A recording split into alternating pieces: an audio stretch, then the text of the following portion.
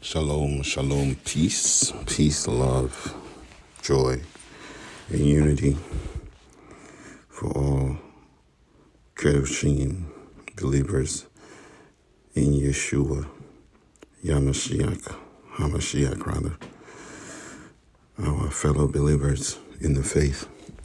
I'm going to do a short dispensation in the second book of Samuel, chapter 16, and I'm going to start from verse 5, and we'll see where the Lord stops us, okay? Maybe verse 5 to 14, but we'll see.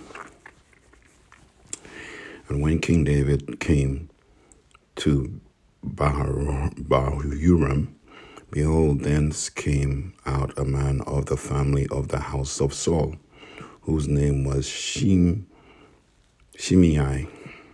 the son of Gera. He came forth and cursed still as he came. And he cast stones at David and at all the servants of King David. And all the people and all the mighty men were on his right hand and on his left.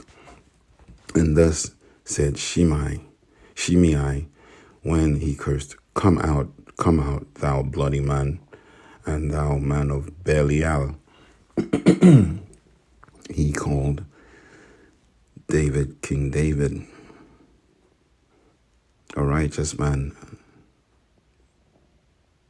a man of Belial. How unfortunate. The Lord hath returned upon thee all the blood of the house of Saul, in whose stead thou hast reigned. And the Lord hath delivered the kingdom into the hand of Absalom, thy son. And behold, thou art taken in thy mischief, because thou art a bloody man. So, I'm going to stop there. That's at the end of,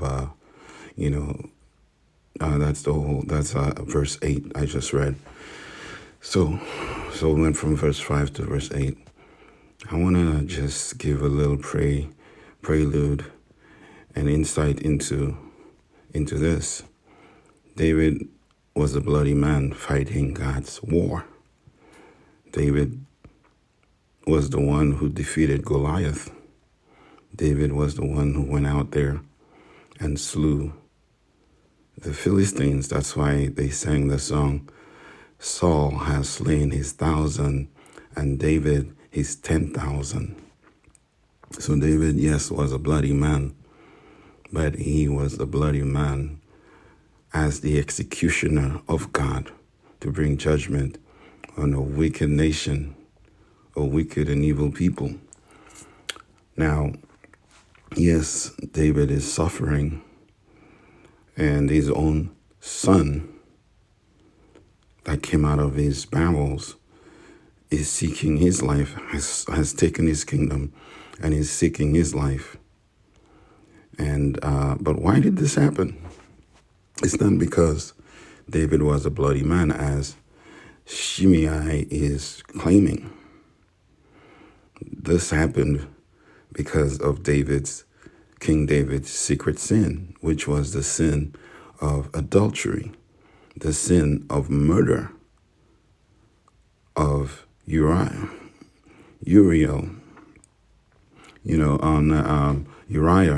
the Hittite, whose wife he slept with, Bathsheba, King Solomon's mother. That baby that was conceived out of that situation, God took him away, struck him after he was born until he died. Now, this is the sin that David committed, and God did tell David, as part of the consequence of that sin, the sword will not leave his house. So the first thing that happened was his son Amnon raped Absalom's sister. And then from there, he hated her. After he did it, he had his servants put her out and put the shame on on David. And then Absalom, after 2 years, murdered him.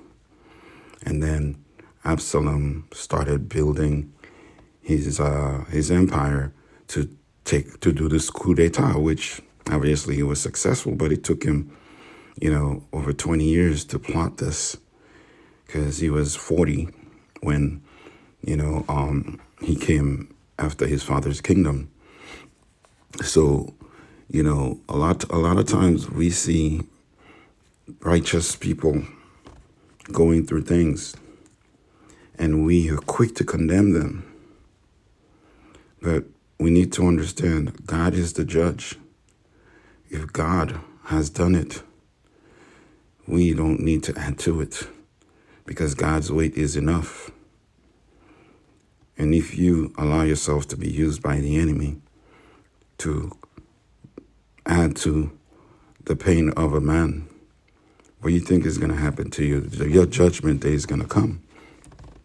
So verse 9, then said Abishai, the son of Zeruiah, that's Joab, the commander of David's army, said unto the king, why should this dead dog curse my lord the king?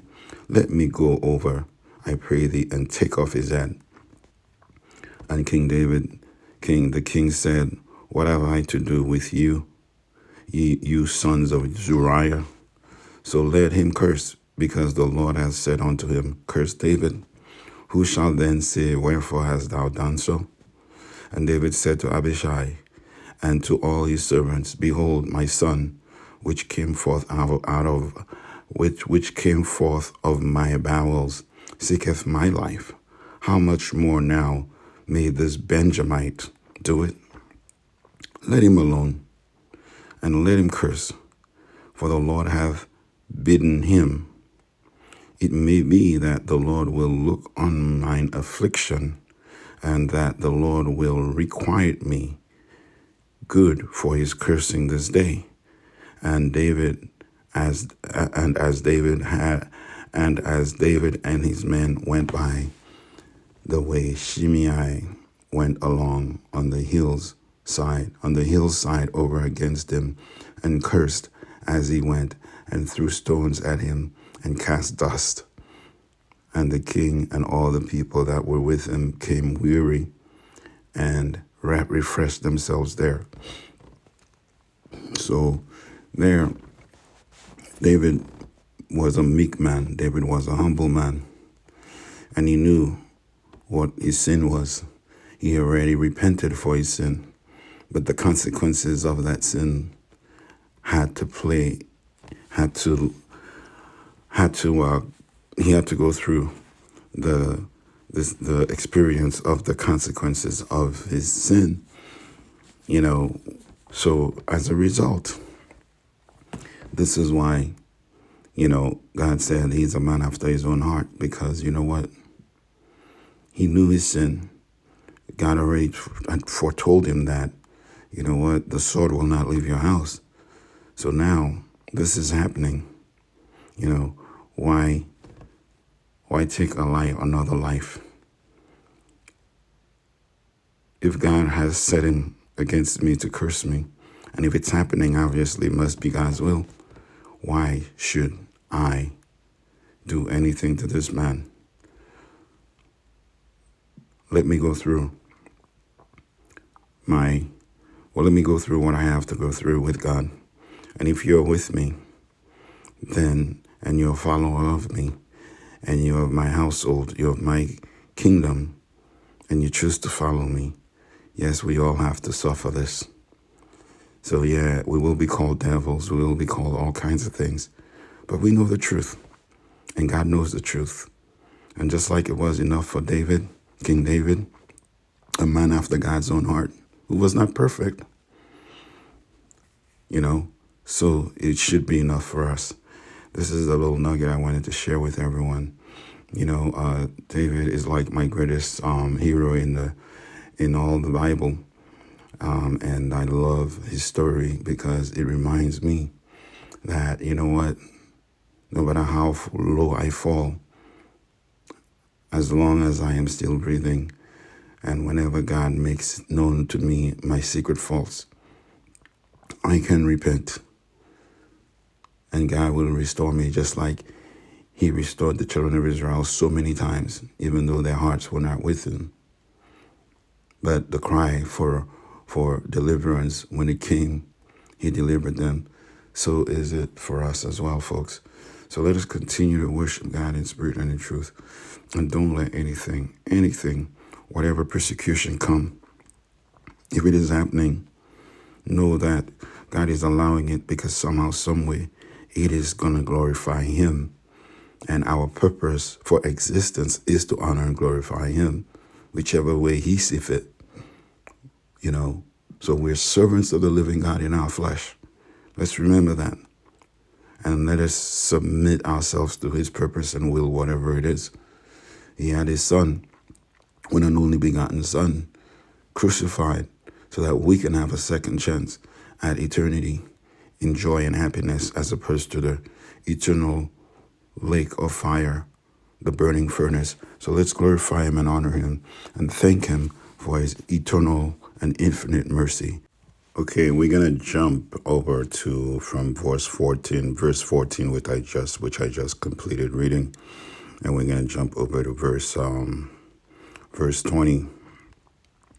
And it says in verse 20, then said Absalom to Ahithophel, give counsel among you what we shall do.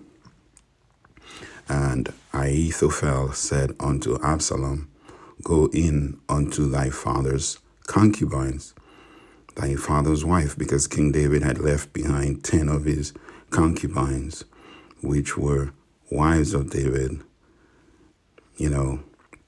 and that did not bear him children yet, which he hath left to keep the house.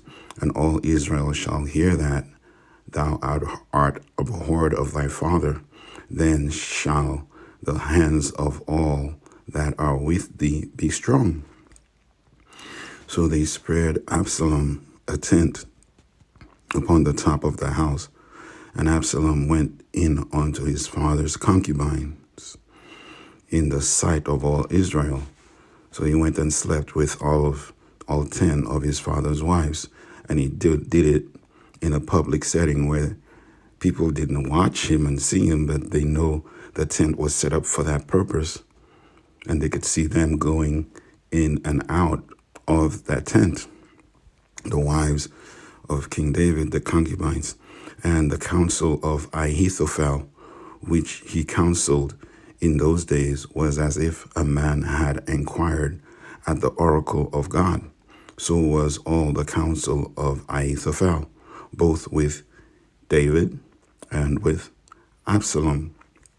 So you see here that Ahithophel was part of David's counselors and advisors in his kingdom, and he conspired with Absalom, obviously, as part of the coup d'etat.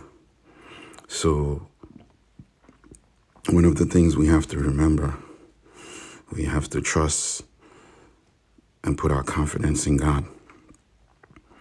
And what King David did to Uriah, God did tell him the sword would not leave his house. But you see, he already had 8 wives at the time when he did this with Uriah, where he took Uriah's wife, Bathsheba, and called Uriah from battle when he found out that she was pregnant, to try to pin the pregnancy on him. But God don't like ugly.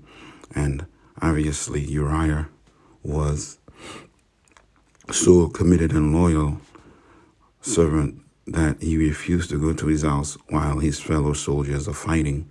So he stayed at the gates of the king. At least, if not anything else, he can protect the king.